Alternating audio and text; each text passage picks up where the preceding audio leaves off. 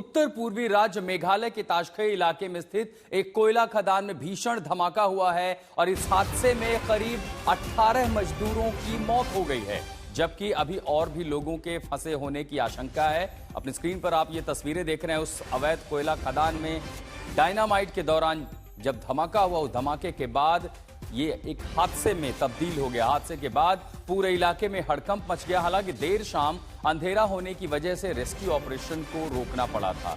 धमाका इतना तेज था कि खदान के अंदर मौजूद मजदूरों को बाहर निकालने का मौका तक नहीं मिल पाया। अब आशंका जताई जा रही है कि मृतकों में सभी मजदूर असम के रहने वाले थे।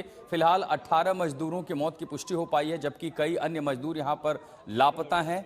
मेघालय के सुदूर इलाके में दरअसल एक माइंस थी, कोयला खदान थी, जहां पर अवैध रूप से खनन हो रहा था और उसी के लिए खुदाई के लिए डायनामाइट का इस्तेमाल होता है।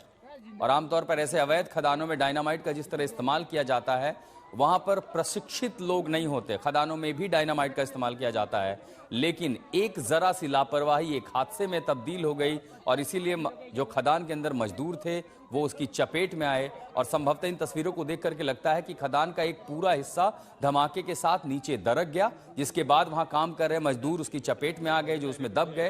हालांकि जब यह हादसा हुआ शाम का वक्त था और उसके बाद जब तक लोग सचेत हो पाते, क्योंकि वहां पर उस समय पैनिक फैल गया, लोग डर गए और इसीलिए जब तक राहत बचाव कार्य करते तब तक 18 लोगों को निकाला गया। अभी भी कई मजदूरों के फंसे होने की आशंका जताई जा रही है। राहत बचाव कार्य जारी है।